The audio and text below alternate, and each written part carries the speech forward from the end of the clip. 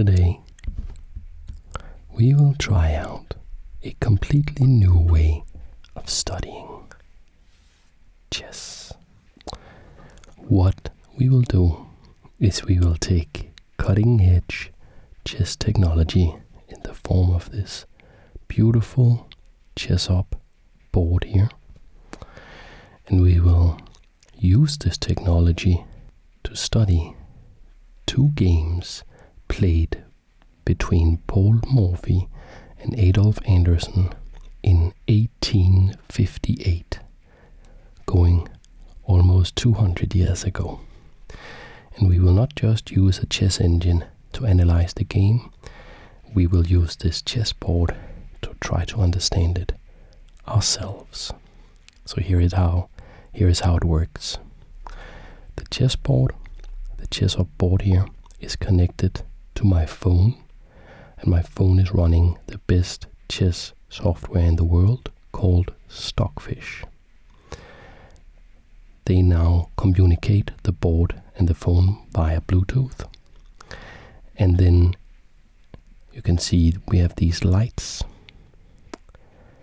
The board can light up squares, and if the software think that a move is a good move, a recommended move, it will make a green square.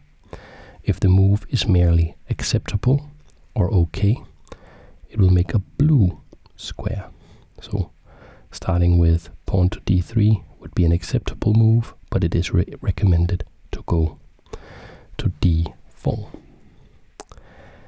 Now there are no moves that are considered blunders. Or maybe here we can actually see pawn to g4 on the first move is considered a blunder or a mistake. So that square is red. I don't know how clearly we can see the red on in this lighting here, because today I'm trying to have the black pieces backlit by the red light, and it may interfere with the color coding here. But we're trying something new. Let me know in the comments what you think. Maybe you can hear the thunder and rain outside. I didn't order it. I'm not powerful enough yet to control the weather, but I do like it for extra ASMR. So in 1858, a long time ago, Paul Morphy opened up with pawn to e4, as we can see, a recommended move.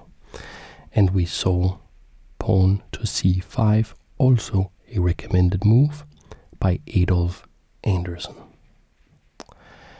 This was game 10 of a match they were playing. If you don't know who these two players are, here's a very short introduction. Adolph Anderssen was considered before Paul Morphy to be the best chess player in the world. Some years before this game, he had played what is still recognized today as the immortal game against Kishatsky. And before the arrival of Paul Morphy, who we see play white here, Adolph Anderssen was considered the best chess player in the world. Paul Morphy in this position played pawn to d4, which is not a recommended move by the software. It's just an okay move. It is known as the Smith-Morra Gambit, by the way, and it's an opening that I did a video on. It does have a lot of poison. It's a very aggressive way to deal with the Sicilian defense for white. So, who was Paul Morphy? Well, at this point he was only 21 years old. He was from the US, and he had traveled to Europe. Can you hear the thunder? Wow. He had traveled to Europe because there were no chess players in the US even close to his skill. And also he, by the law back then, he couldn't become a lawyer until he was 23 years old, even though he had already passed all the exams and stuff. He was wicked smart. He had passed all the exams and stuff, but he just by law couldn't practice law before he was 23 years old. So he used those 2 years to go to Europe and test his chess skill against the European masters. And here he is playing the much older German mathematics professor Adolph Anderssen in a match. It's the first 2-7 wins, and wins the match. And this is game 10, and Morphy is already leading the match quite comfortably with 5 wins to only 2 wins for Adolph Anderssen, who in this position plays pawn takes pawn. Let's see, it is a recommended move. Pawn takes pawn. And here I know, because I've done a video on this opening, that the recommended move is pawn to c3. That's the proper Smith-Morra gambit. But because I have memorized this game, I know that's not what Morphy plays. So I'm curious as to see if his move, knight to f3, is going to be recommended. It is. Is pawn to c3 recommended? It isn't. Interesting. So Paul Morphy playing quite well here. Knight to f3, attacking the pawn on d4. Now let's talk a little bit more about this match and what was going on. So I will start with an interesting quote from Frederick Milnes Edge, who wrote The Trials and Tribulations in Europe of Paul Morphy, the chess champion. Frederick Milnes Edge was sort of a butler or valet or helper for Morphy. Morphy was extremely wealthy, came from an extremely wealthy family.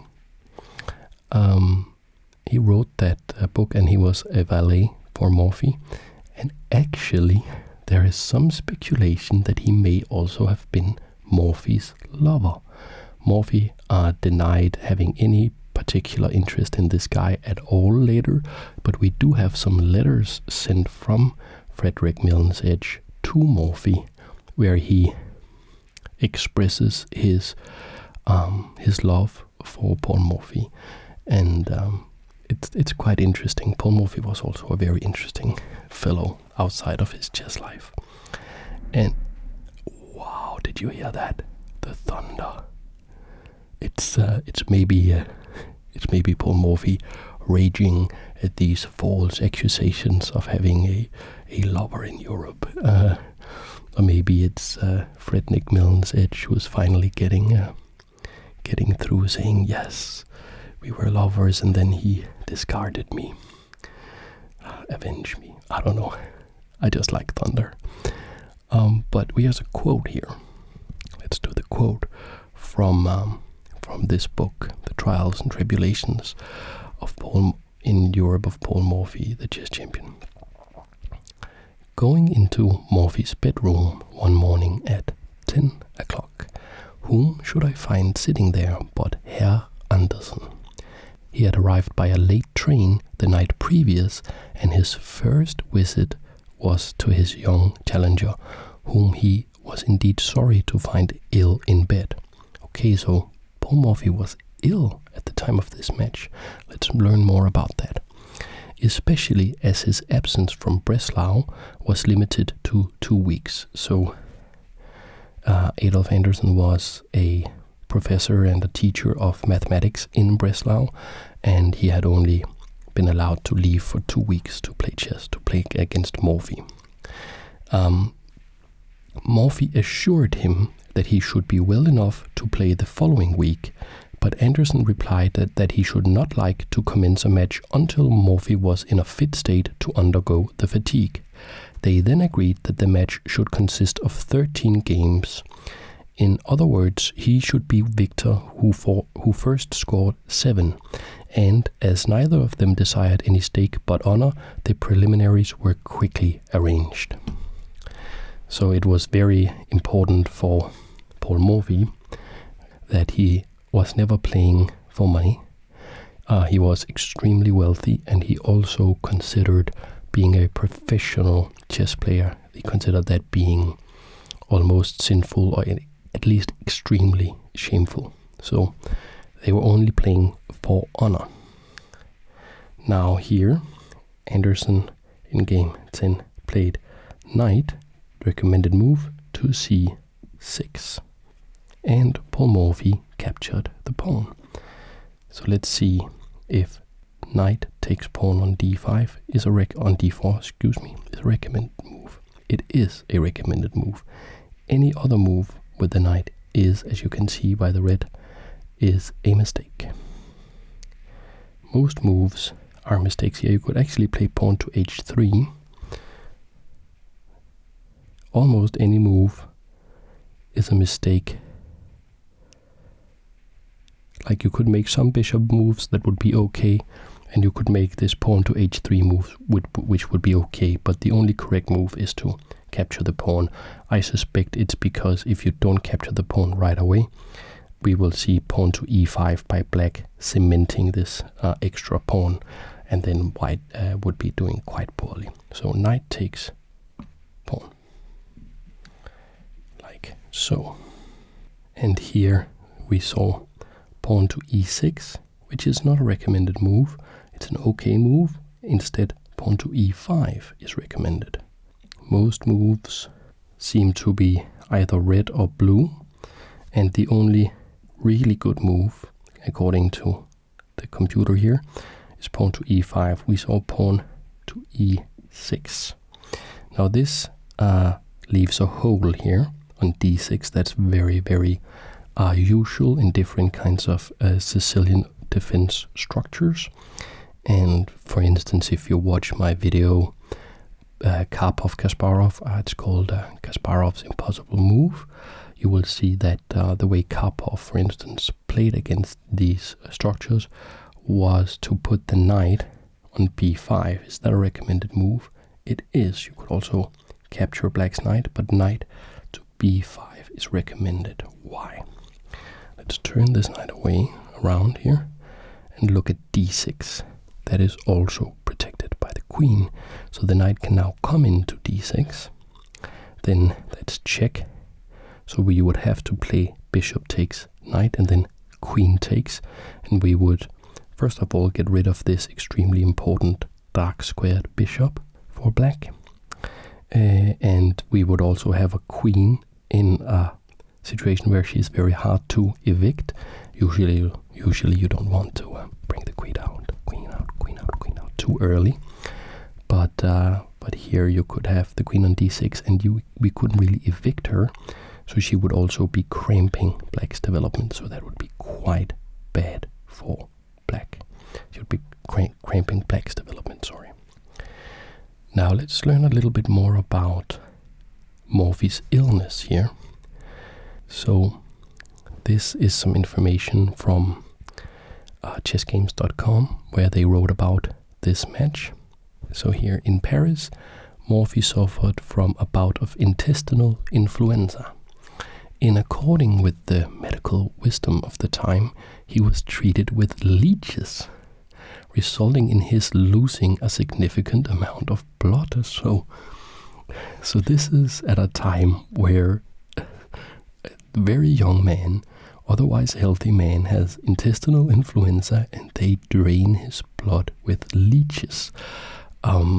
So he may be feeling a little lightheaded. Although too weak to stand up unaided, Morphy insisted on going ahead with a match against the visiting German master Adolph Anderssen, considered by many to be Europe's leading player. Despite his illness, Morphy triumphed easily, winning 7 while losing 2 with 2 draws. When asked about his defeat, Anderssen claimed to be out of practice, but also admitted that Morphy was, in any event, the stronger player and that he was fairly beaten. Anderssen also attested that, in his opinion, Morphy was the strongest player ever to play the game, even stronger than the famous French champion Labordonnais. So what did Anderssen play here? Was it some kicking the knight. We could try to kick the knight, but that would allow the deadly knight to d6. So I guess we will see a green here. Yes. Pawn to d6, or indeed to d5. Anderssen just played the recommended pawn to d6 here. So now this pawn is protected by the bishop and by the queen. We now have the square very nicely under control. We will try to use this like new way of studying chess, where we combine the old and the new. We will aid this by another voice from the past. The Hungarian chess master Löwenthal, at the time of this game, he wrote about it in the paper and had comments about it. So we will use those to inform ourselves about what's going on.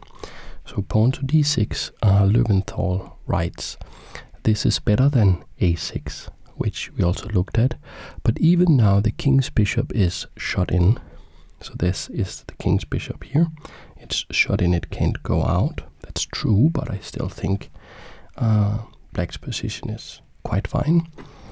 And the queen's pawn is rendered weak. So that would be this pawn here, and it looks a little weak. And Morphy targets that weakness by playing bishop to f4. Is that a recommended move? No. Bishop by f4 is only an okay move. How about some move with the other bishop? Is that what we would be going for? Maybe bishop to c4. No, they are okay, but not recommended. Knight c3, knights before bishops, is that what we will look at? No, also not recommended. That is curious. What is even a recommended move here?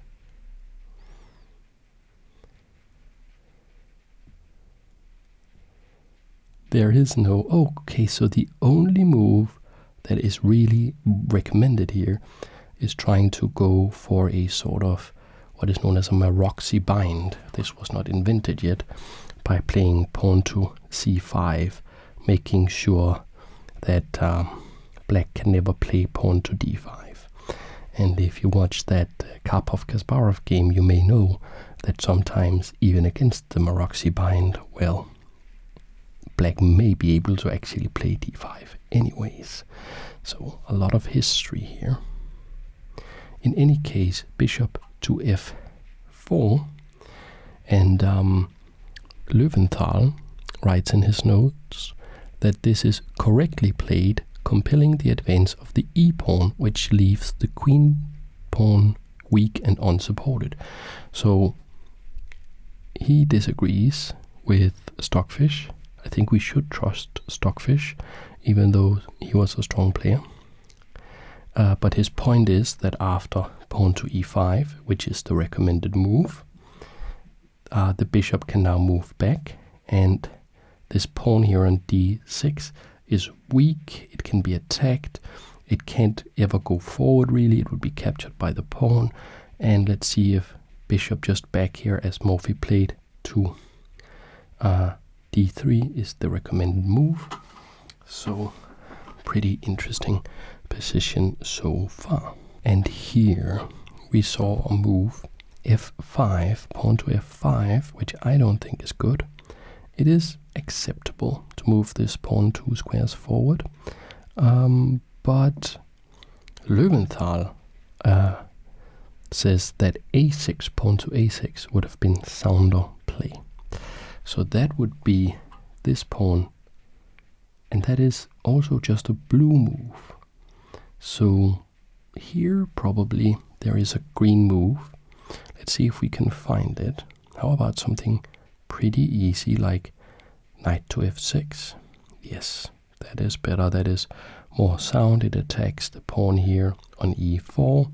It develops a piece, whereas pawn to f5 is very, very risky.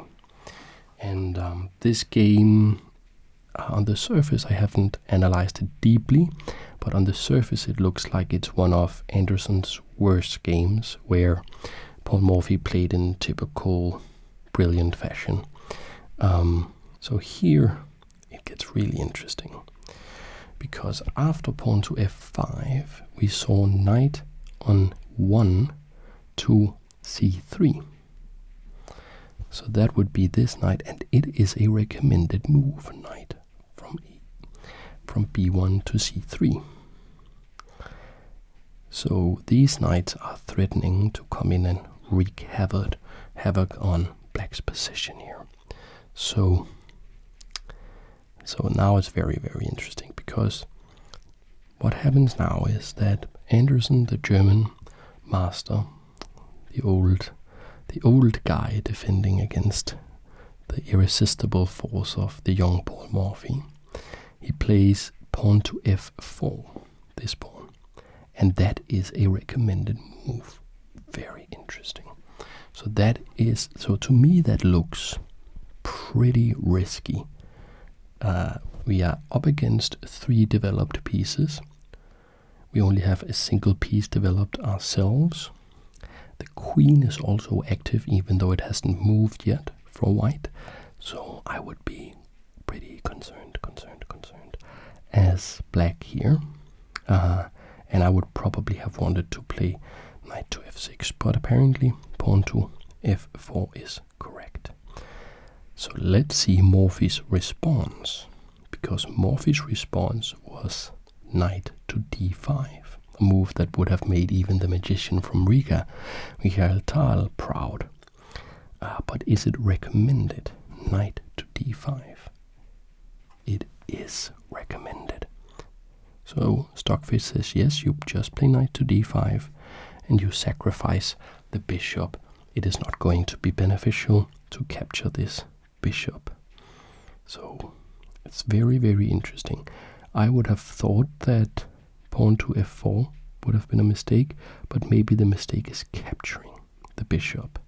Maybe that is too greedy, because you can see these 2 knights here are threatening both on c7. And on c7 they will be delivering check to the king. And with such a poor development for black, having your king on the run seems very, very risky. So Anderssen captured the bishop. He really did capture the bishop. Is that recommended? Is it blue? Is it green? Or is it red? Let's take a look. It's green. So it is really recommended to play pawn takes e3 here, saying, okay, we will subject ourselves to this crazy attack, because of course now we can check on c7 with one of the knights. Morphy played knight b to c7 check, but let's see if we could also play knight d to c7 check.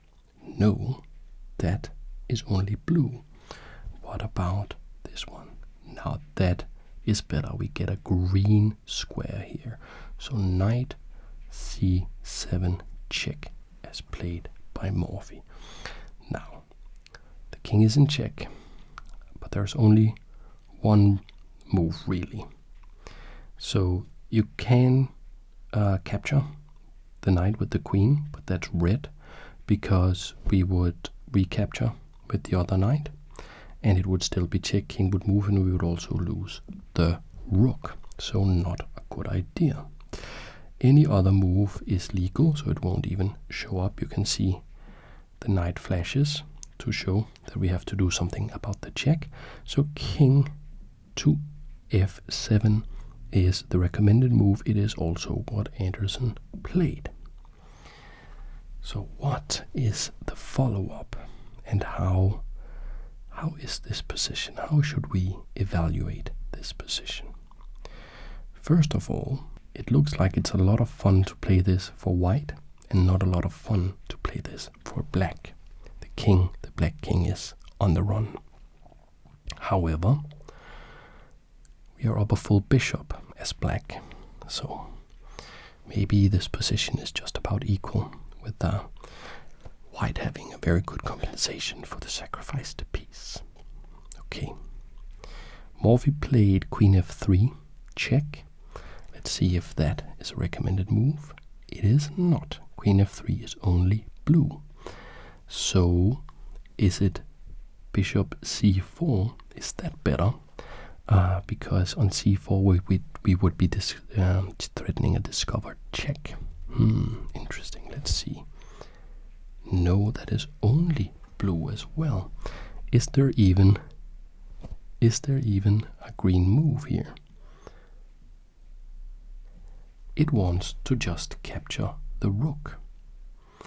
Morphy is probably not going for that, because he would gain material back, but he would also subject himself to a counterattack. He would sort of take his foot off the gas pedal, even though gas pedals were not really a thing in 1858. But in any case, he played queen to f3. That is check to the German master, Anderssen.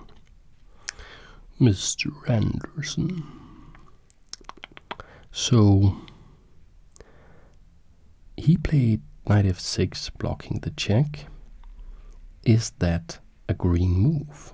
Because according to how we've played this so far, black should be doing okay. I thought that black was already completely toast in this position, but it looks like that black is doing okay now if he continues to find the correct moves. Let's take a look. Knight to f6, a green move. So it looks like we are doing quite well as black, particularly compared to how I thought that we would have seen Anderssen make a red move by now, and he hasn't. Okay, so do we have some notes by Löwenthal? Löwenthal, by the way, he was probably like the world's third strongest player at this point in time. Morphy was very clearly the strongest, Anderssen the second strongest, and probably Löwenthal was the third strongest in 1858. And he had actually played Paul Morphy some 6 years prior to this, or 5 years prior, when Morphy was just a teenager. But Löwenthal had visited the US and played a match against Morphy, which he lost. I think it was 1 draw and 3 losses for Löwenthal, so he actually got crushed by this kid. And they were playing for £100, and it was very important for Morphy, even as a kid, to not be seen as a professional chess player. Chess was a recreational thing. It was a thing of beauty and art and not a profession. So he accepted the money and then promptly gave Löwenthal a present of furniture worth £120. By the way, these are like gigantic sums in back in the 1850s or late 1840s. So he gave more than he won to just be absolutely sure that he was not considered a professional. But does Löwenthal have something to say about knight f6? No.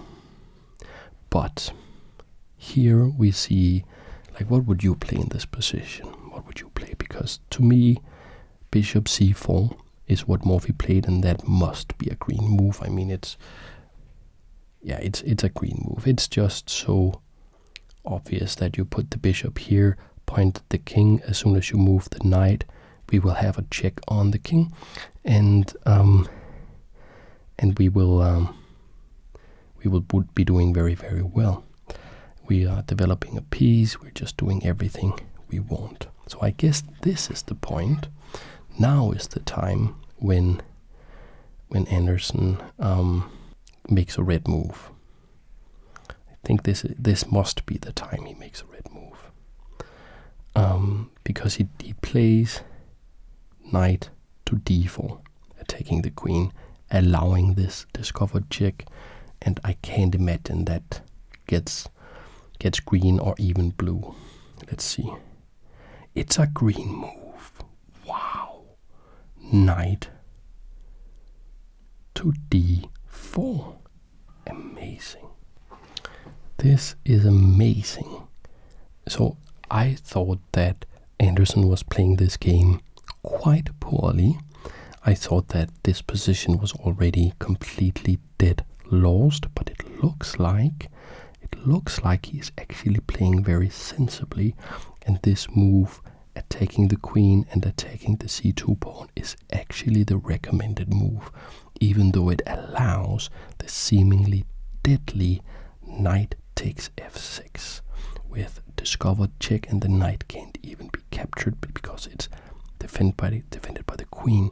So knight takes f6, is that recommended? It is recommended.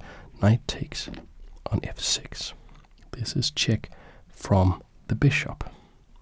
We cannot play king takes on f6.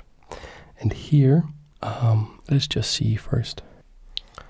So we don't have any notes from Löwenthal just yet, but Anderssen plays pawn to d5, so that stops the check. And it is a counterattack, but what's pretty crazy is that the knight can just go back and capture it with a new discovered check. But of course, I think I understand what's going on now. So it is the recommended move. We do go forward. To this move, Löwenthal writes that bishop to e6 instead would just have been captured by the bishop, and white would have a winning game, which I believe. Now, pawn to d5. I'm pretty sure we have to capture that, because we can't play knight captures on d5, thinking we have a discovered check from the queen. That's why Anderssen put his knight on d4, because then we could capture the queen, defending against the check, delivering a check of our own, and well, we have the queen, we're going to win. Okay. So that's what's going on, but we can just capture the pawn with the bishop. It is recommended. So this game is, it looks like black is just getting slaughtered, but actually black is playing quite reasonably here. Now, what is the correct move? How do we, is this the time when black will make a red move? How do we stop this check? So king g6 is what is played, and that is a red move we would have. We had to go to e7.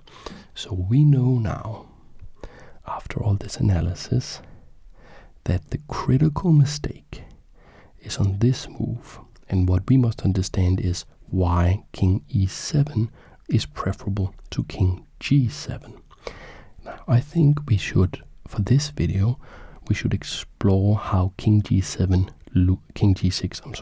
how that loses, and then in the comments we can all discuss why king e7 is better. That way we get a little bit of interaction going as well. So king e7 holds, but king g6 is losing. Okay, that's a mistake. That's not something that you can really allow Paul Morphy to do. And I'm interested because he does make from this point he does make a very powerful attack, but he sacrifices even more pieces. So I'm curious to see if his moves are really, if they are sound. Sound. We like ASMR, so we like sound. So he plays queen h5 check, giving up the knight. Is that recommended? It is. Can you see that? Can you see that? Green square. So that is the recommended move. Check. So the king will have to capture the knight. That's the only legal move. King takes knight. So that's also recommended because it's the only move. Now, how do we continue from here? How do we continue from here? So what Morphy did was to just play pawn takes pawn. And it looks like it doesn't do much. Pawn takes pawn there. But I suspect it is about opening up the rook to aid in the attack. So pawn takes pawn, that is the recommended move. So Paul Morphy has played like a couple of blue moves and then only green moves. So he was really quite good. Now, what can we do as black here? We are very, very close to being lost. We could capture this knight with the queen. I think we will probably lose if we do that. And I don't know what else I see. I know that knight to c2 check, knight captures c2, but you can see that's a red move. All moves from this knight actually are red. So,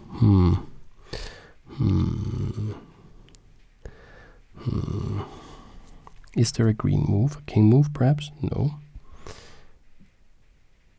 We have a blue move. That's better. Pawn to g6 doesn't look very convincing. Threatens the queen, but we still have rook f1 check. Aha! So a better move somehow is bishop to b4 check, walking into pawn to c3, which would fork the knight and the bishop. But that apparently is the only try. We could capture the knight with the queen. That is also a try. That is it, I suspect. That is it. Yes, that is it. Okay, so knight takes pawn. That's a red move. The second red move. Like, you don't got to make a red move against Paul Morphy. If you make a red move, you will lose. And if you make two red moves, you are certainly going to lose. And after Paul Morphy played king to e2 here, which is green move. Actually, that's the only move. All other moves are red. That's interesting. That is quite interesting. They are red, all other moves. That is quite interesting. I guess if you go to f1 or d1, we can see knight captures on d3 with a check, and then we can come in and capture the bishop. Perhaps we could get the knight back. On f2, that's, I'm not exactly sure why that would be so bad. That's something that I would love to, like, I like analyzing like this because it gives me ideas without giving me the answers. Like, if I were analyzing this game in the traditional modern sense, just using a chess program, plotting the game into the computer, it would just spit out all the answers. But here it makes me think, it makes me work for it. I like that. But Morphy did play king e2, which is the best move. And so Anderssen resigned here. But because we have this cool technology, we can play out the game because there is a forced win that Morphy would surely have found, and we can see what it is and see if we can find it ourselves. So I suspect just rook f1 check. Of course, it's black to move first, and let's see, like, I guess all moves are going to be red. The best move here is bishop to a3. That makes no sense at all. That is just because when the chess programs get into a situation where they are clearly losing, they will play any move if it delays checkmate, however ridiculous. We'll play knight takes rook instead because it's a more realistic move, and we will get to see the checkmate concept. So I'm thinking rook f1, yes, rook f1 check. Actually, we have to play that move. All other moves are not very good. Okay, wow. That is the only winning move. Okay, interesting. Check. So the king doesn't have that many moves. It has to go back here on e7. That's the recommended move and the only move. And I would guess rook f7 check. But we could also play maybe queen f7 check, then king e7. But are we? No, I think actually just queen takes e5. That is going to be checkmate. Queen takes e5, only move. It's a green move. That is check. The only legal move, as far as I can see, is bishop interposing with the bishop. There's no other legal move, like so. And queen takes is checkmate, and we get to see the cool checkmate animation as well. And by the way, before we go to game 2 of this match, if you would like to have this cool chessboard yourself, you can get it with a 10% discount if you use the link in the description and use the promo code ASMR Chess. And yeah, you would be supporting my channel as well. And it's a cool board.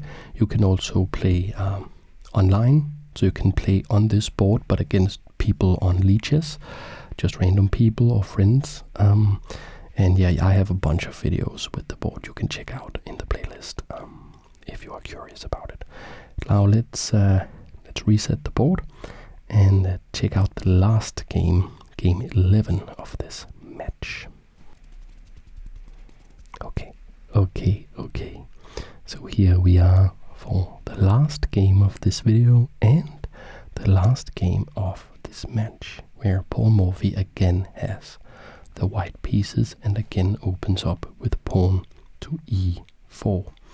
Curiously, it also thinks pawn to e3 is a recommended move. That is some computer wizardry. Like, that is not something you would ever see me or any, like, even better players than me when they're not going to play pawn to e3 on the first move in a serious game.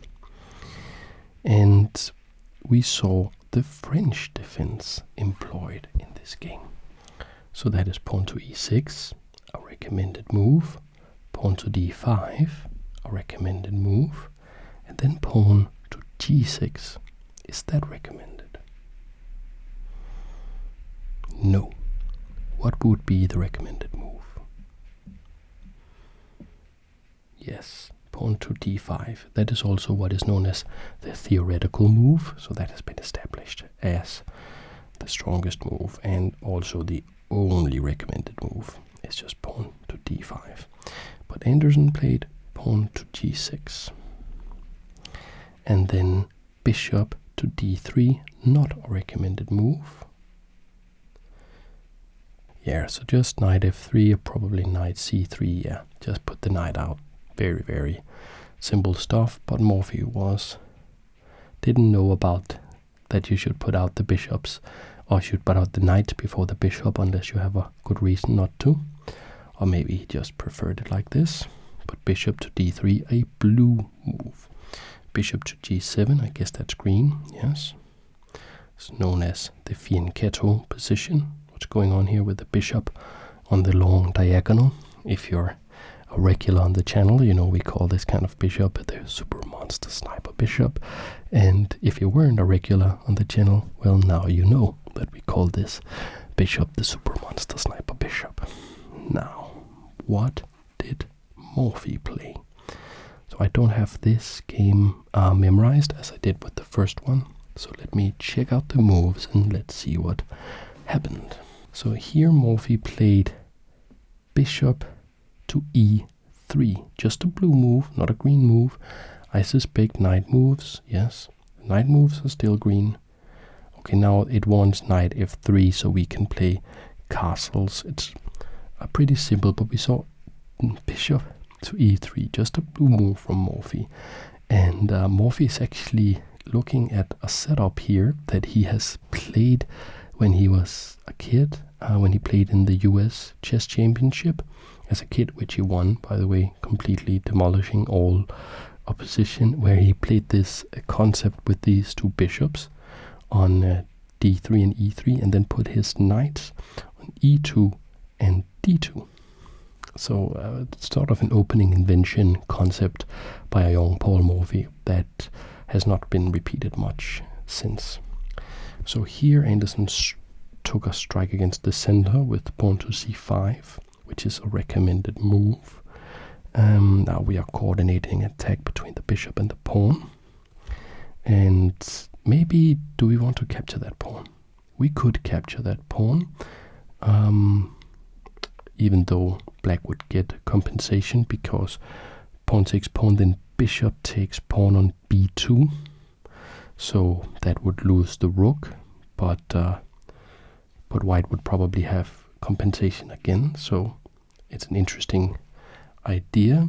Paul Morphy did not want to risk it and instead played pawn to c3.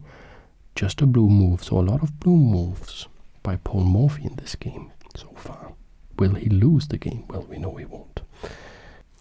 So pawn takes pawn, is that green? No, just a blue move. Pawn takes pawn. I suspect that allowing white to not deal with the pressure against the pawn is not a good idea. I guess pawn takes is going to be green. It is. Pawn takes pawn.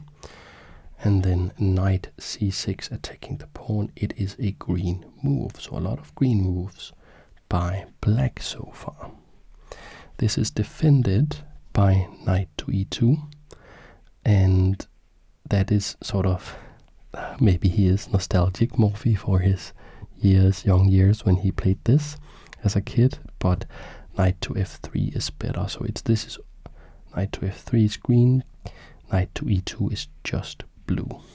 Okay, so what happened next?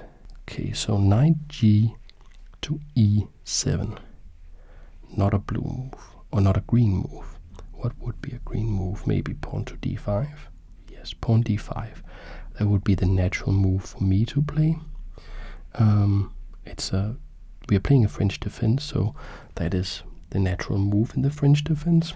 But knight to e7 instead, so we could play pawn to d5, pawn takes, and then knight takes is probably what's going on here.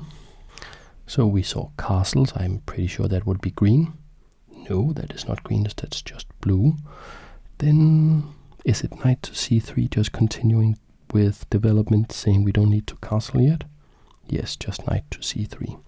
But Paul Morphy has made almost only blue moves in this game, so I suspect that black actually has a bit of an advantage. Should black castle here? That's what he did. Yes, black castles, that's the best move. Black is probably doing quite a bit better than white at this point. So when will he make a mistake?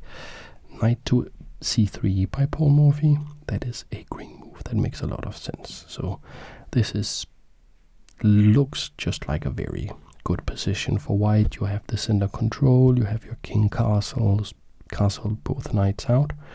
But maybe a move like d5 from black, and black has no problems or even has the advantage.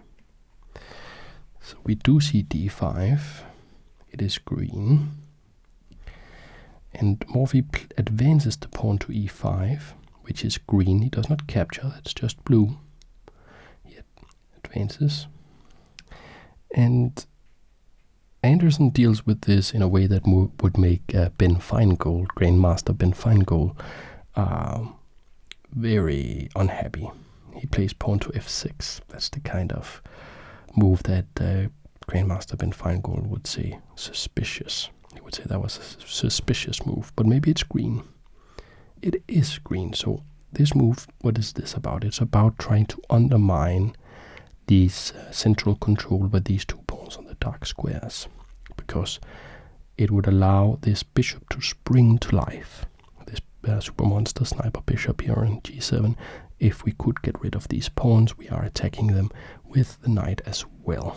So Morphy says no, he will play f4 to solidify his center. That is a green move, defending the pawn. The pawn is captured. That is not green. That's just a blue move. Interesting. What would be a green move? Knight to f5 perhaps? No. Maybe pawn to a6 to control b5 so that we won't see any knight b5 dangerously looking at d6? No. Pawn to b6 is the recommended move here. That is extremely surprising to me. That is extremely surprising. Well, it does protect against something like knight a4 to knight c5, and it does allow the bishop to go to b7, but is that so important? That's a move I will have to investigate later. Let's make that one of those moves for the comments where we can talk about what is that about. Pawn to b6. That's very curious. In any case, he does capture. That's just a blue move. Pawn takes pawn. And Morphy happily recaptures with the f pawn to keep his strong center and to activate the rook. Is that a green move? It is. Pawn takes pawn. By the way, if you're wondering why this chessboard has the ability to light up the squares and give hints like this, well, it can be used for many things. Of course, if you play with somebody online, it can show you what moves they are playing. They will, of course, not give you hints if you're playing against somebody online, because that would be cheating. But let's say you are playing maybe your spouse or somebody that you want to get into chess, and you are maybe quite a bit stronger than they are.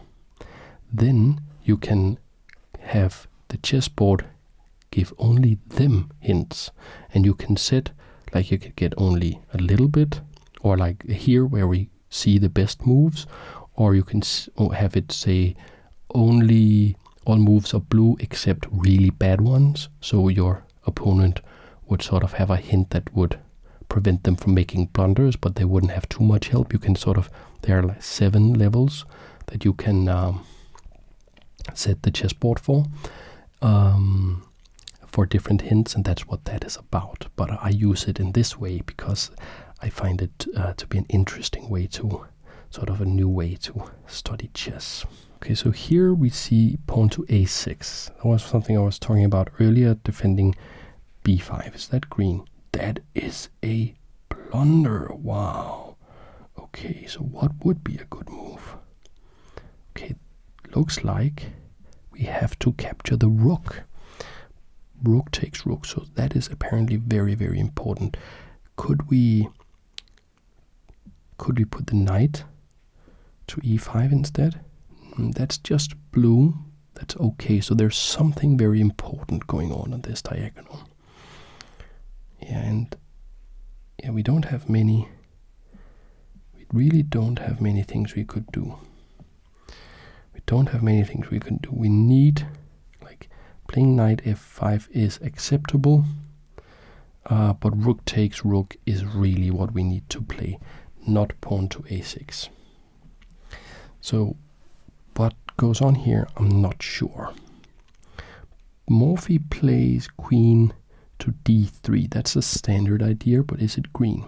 It is green. Okay, so this strategical idea of going to d3 is apparently, I see it now, because on level 1, what this wants to do is to play bishop to a6, now supported by the queen, so that bishop takes a6 is not free. We can come in and capture with the queen, having a strong attack here. If we are not playing bishop takes bishop, then we as white will play bishop takes bishop and get rid of this potentially dangerous super monster sniper bishop, because it will be a very strong piece if we are able as black to undermine white's center. Also, we need this piece as a defensive piece for black. That's on level 1. Level 2, what the queen move also does is it allows us to recapture with the rook, should we see rook takes rook, and not with the queen. So we would recharge this rook, that's an active rook, with this other active rook. It would then become an active rook, but right now it's a passive rook. So we would rook captures rook is no longer a good move, I suspect, because we would then help make an inactive piece here on a1 into an active piece on f1. Let's see. Rook takes rook. It is still recommended. Okay, but it is not what we see. We see knight to b4. Also a recommended move. So the quality of the game's pretty high, pretty okay. We see, I'm sorry, I got distracted by a fly there. So I guess you just saw a little edit, so you didn't have to deal with me trying to get a fly out of the studio. It's not particularly ASMR-ish sound with a fly. Okay, where were we? So we had seen knight to b4, and Morphy plays bishop g5. That's a blue move, not green. What do we want to do? Maybe rook takes rook? Yeah. So rook takes rook, so we have to play queen takes rook. And then we could chase that queen with rook to f1. But that's not what we see. We see bishop to f5, pinning this knight. Then knight takes bishop. I suspect the machine still wants us to play rook takes rook. No, knight takes bishop is completely fine. That's a green move. Knight takes bishop. Then we recapture with the queen. I suspect that is to play green to recapture with the queen. That is green. And now still rook takes rook, maybe. Morphy plays, or Anderssen plays bishop to, and it is the green move, bishop to d7. So now we are closer to connecting the rooks, as we say. Just need to move the queen, and this bishop could come out someday and do something effective. Okay, what are the next moves? Queen h3, just going for, dare we say, a Morphy-esque attack. Queen back to d3 is the green move, so we can have this bishop h6 supported by the queen idea. That, at least in modern chess, is a very, very standard way of attacking a fortified position like this. But so not very many green moves in this game, particularly not by white, the brilliant Paul Morphy. But queen h3 is what is played, and how will Anderssen react to this? That is interesting. He plays queen e8. Is that green? It is green. So queen e8 helps, for instance, support this bishop going out to b5, for instance. So if knight takes, then we can recapture with the queen instead of with the pawn. And we also get out of the pin, so we can now move this knight, and a move like knight to f5. Knight f5 is something I would be very happy to be able to play here. Probably I would get chased by pawn to g4 though, but it is very nice to be able to move this knight, at least to get out of the pin. Knight g3, is that a green move? That is, no, that's just a blue move. What would be the green move? Aha. Yeah, bishop to f6 looks like a very strong move. Defended by the pawn, defended by the rook. But knight to g3 is what is played here. So Anderssen plays rook c8. Not a green move, just a blue move. Probably rook takes rook to avoid this bishop f6. No, it's okay, but it's not green, it's just blue. Alright, okay, knight f5, as I was talking about, is apparently a move you can play. It's a green move. And now, because knight g3, that's probably why knight g3 wasn't green. Because if we play knight f5 now, we can't play g4 to chase away the knight. I think that is what that is about. But we see a blue move, rook c8. Then rook takes rook. Is that green? It is green. So we do see some green moves from Morphy. Queen takes rook. It's a green move as well, and I guess rook f1 is going to be green. Yes. Attacking the queen. Where does the queen want to go? She goes back. Is that green? No. It should have gone into a self-pin on d1. I can understand psychologically why that looks so bad, but apparently that was the correct one. But e8 is the move played. And now queen h4 attacking this knight with the queen and the bishop. It is a green move. And is this because, why, how would queen d8 have helped there? Because he does play knight f5 now. Is that green? No, that's a blunder. He should have played knight to c6, moving all of his pieces away from the defense. I can understand why he couldn't do that, but apparently that is what he had to do. Now, knight f5. So how is this punished? Is it just we capture? We do. Is that green? Yes. And we see a capture with the g-pawn, probably so we can get the queen to g6. Is it green? That is green. Could not capture with the other one as well. So, okay, like so. And it looks like the dark squares here are going to be very, very, very vulnerable after a move like bishop f6. Is that what we will see? No, rook f3 is what we will see. Also, it's a green move, can you see? Just going here with a very similar idea, rook h3, checkmate on h7.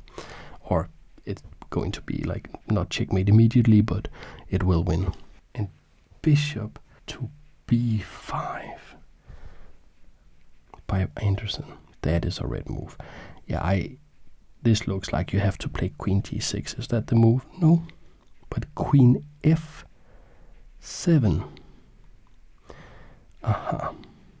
Queen g6 doesn't work, probably because just rook g3 is going to harass that queen. But on f7, the queen can help protect the bishop. If the bishop moves, it will the queen will protect h7.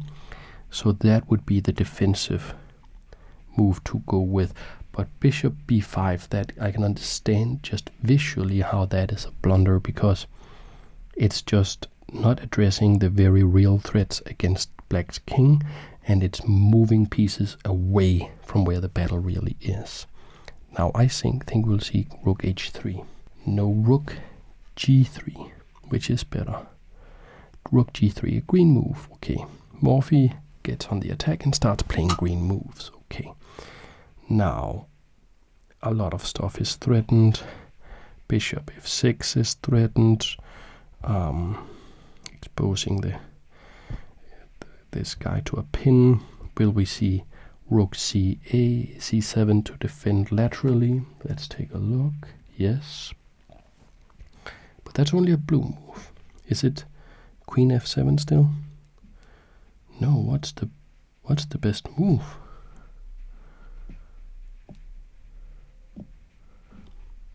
The king has to go. Very nice. King h8 to get out of the potential pin prophylactically. Very, very nice idea to defend this. But rook c7 is what we see instead, defending like this. But now we don't have time to get out of the pin, because now bishop f6 is green. It is a green move. And here we don't have time to get out of the pin, because we would just play rook takes rook, rook takes rook. No, rook takes, well, it may be that it just about holds. Not sure.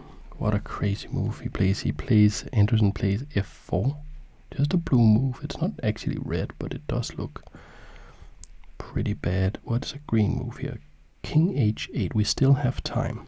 We just about have time to play king h8, because bishop takes bishop, rook takes, king takes, and there's not enough attacking power, so we can't.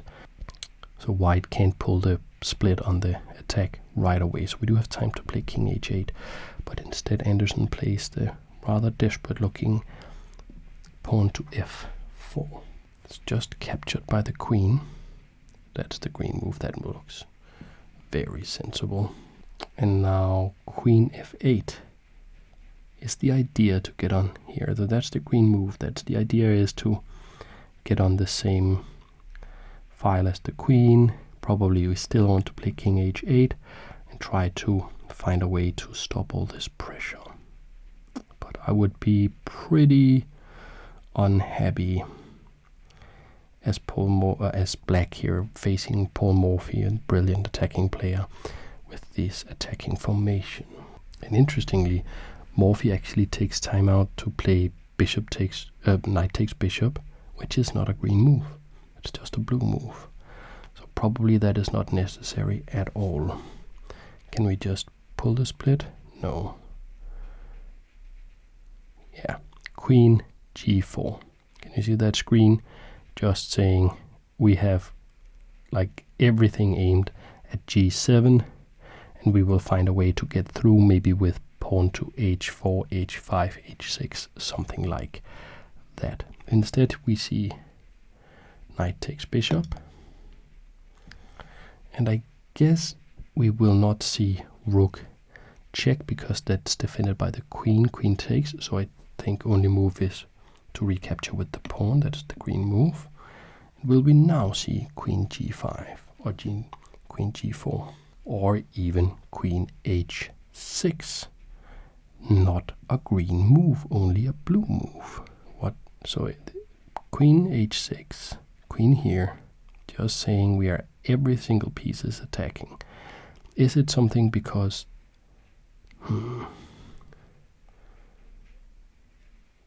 pawn to h3?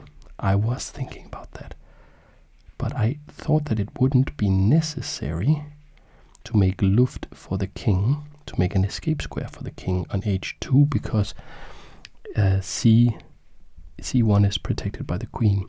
But actually the computer says that that's the best move. Okay, queen h6 though, and now we see king h8. Is that green? It is green.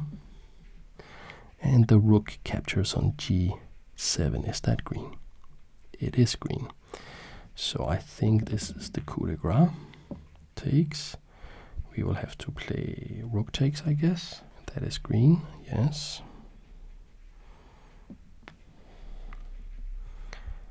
And is it because we're just going to play bishop takes rook? No. No. It's just because black is 100% tied up in this position. The queen can't move anywhere because she has to defend this situation. The rook can't move, it's pinned. The king can't move, it's not doing anything. So Paul plays king f2, which is a blunder apparently.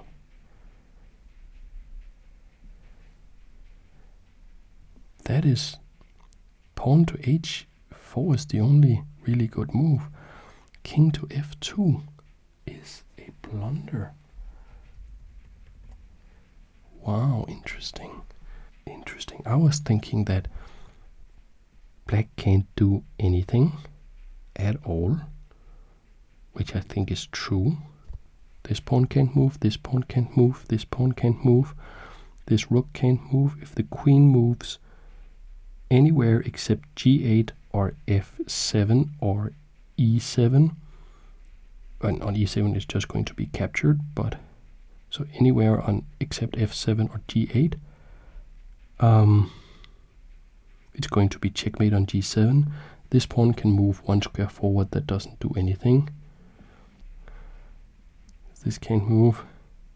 Like, I like the little things here with the board. You can see it flashes to show that why this can't move.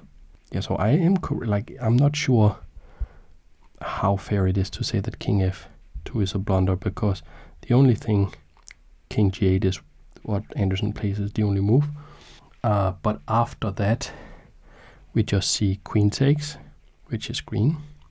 Queen takes rook. I think we will just have a very easily winning endgame. Only one legal move is queen takes queen. Then of course bishop takes queen. And of course king takes bishop. And the problem here after all of this is that king f3, and let's do a count. We have 6 pawns versus 5 pawns. So we are up a pawn as white, but also these pawns are doubled and not very strong. Going to be extremely hard to defend those. Well, it's going to be impossible to defend those. So we see, we try to see b4. That is a green move. So g4 is not green, but I think everything almost wins here. g4 and b6. b5 was a little better. We just see b6. h4. Wow, that's a blunder.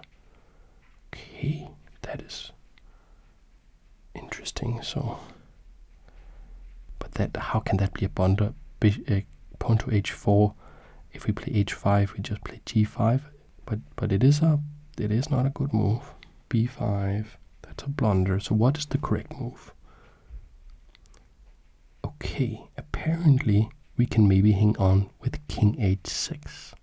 But I don't see how we are stopping just the king marching over here and capturing all these pawns. Not seeing how we do that. He played b5. And then we just try to go over here. Oh, so this is the idea. To just create a wall in, so we can't come in with the king and capture the pawns. But we should still be able to get in via c2 to b3 and then capture the pawns. So that was what he starts doing, and that's a mistake again. Wow, extremely poor play in the end game here. That's extremely surprising to me, actually. Is this then also going to be red? No, this is pawn to b4. Aha. So here we should have played pawn to h5. Because if takes, then the king could go up and snap these pawns up. It looks very, very sad for black still, but and then just pawn to a3 here, which is the green move. And now, okay, so now it's interesting because I want to know how this game would have ended with perfect play, and Anderssen resigned here, and it does look very, very hopeless. But let's see what Stockfish would do if it got to decide every move from here. So here h5 is the idea. I'm pretty sure we have a green move with this. We just played g5 in response. Then this can go forward. That would be a mistake. And then king moves. Any king move is good enough. So let's say king g6. And we probably want to go over and capture the pawns with the king. Try to come in now here to capture this one. Is this just a draw? What is going on? Okay, we can't go. Oh, of course, because we can't go to g4, because then this pawn runs and becomes a queen, so it has to go back. So that means that pretty easily we are going to win, because we take here. The king can't do anything really. Here we have no moves. We're just going to capture this pawn, and then we will get out of the way. Now we have to go up here apparently, and or we can just, this is just because apparently it staves off checkmate for a little longer if you go this way with the king, but obviously, as we established, if we go to g4, then the pawn here becomes a queen, but if you don't, we will make these into queens and win very easily. So let me know what you thought about this way of studying chess. Thank you very much for watching, and I hope I will see you in the next video. Thanks for watching.